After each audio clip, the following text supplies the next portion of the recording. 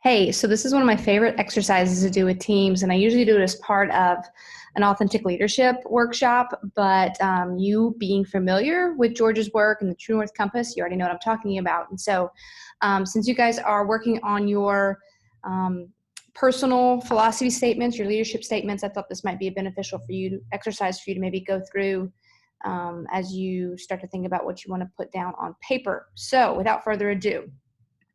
So what George tells us is that our values form the basis of authentic leadership, and they're basically derived from beliefs, convictions. You know, he's big into your personal narrative, the things that happen to us, and how we respond to them.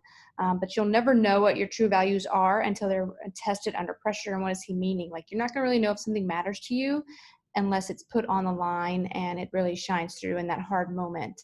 And so one of the things that I talk to teams about all the time is our behaviors much match our values. If they don't, then they're really not our values, or we need some significant behavior work. And to me, when we talk about behavior, we're really talking about our heart and some heart change. And so if that's really happening, then one of two things need to change. We need to be honest with ourselves about what our values truly are and embrace those, or we need to kind of look inward and figure out what's going on, because then we're not being who we say that we are or who we want to be. So for this, you will need the values handout that's provided in the module, and also a writing utensil and a timer. So grab your stopwatch if you're old school, grab your smartphone or your Apple Watch, whatever you have, okay?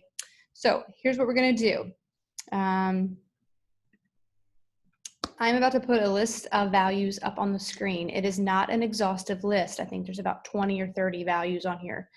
Please feel free to add any values that you feel are missing, that you know, if there's a word on here missing that describes you better than what I included, then please do so. You know, obviously some of these words are interchangeable with other words, and so you can make them into whatever you need them to be that best resonate with you. So what you're going to do is, as soon as I put this table on the screen, you are going to start your timer at 2 minutes. You need to get from this list down to your 10 values. Here's the list. Go ahead and pause me now for 2 minutes.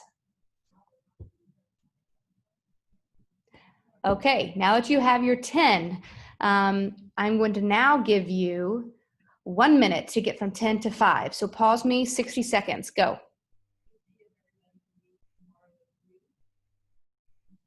Last step, you're almost there.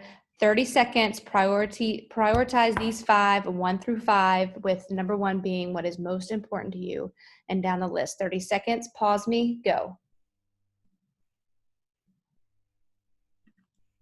Okay, so now you should have a list of 5 values, prioritized in order from 1 through 5. On your handout, you have a table there. I want you to list your values 1 through 5, just the way that you came up with them.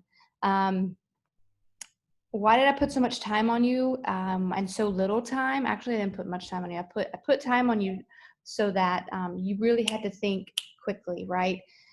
When our values are truly our values, we shouldn't need all this space and time to really realize what they are and to communicate them. And so I put a timer on you so you feel a little bit of pressure, and for you to kind of decide what is most important. I hope you enjoyed the exercise. Work through that handout. Basically, it's asking you to define it. It's asking you to figure out maybe where that came from, how do you use it, and then maybe the last time you used it under pressure, and give some real life tangible examples. So I hope you enjoyed it. Go Tigers.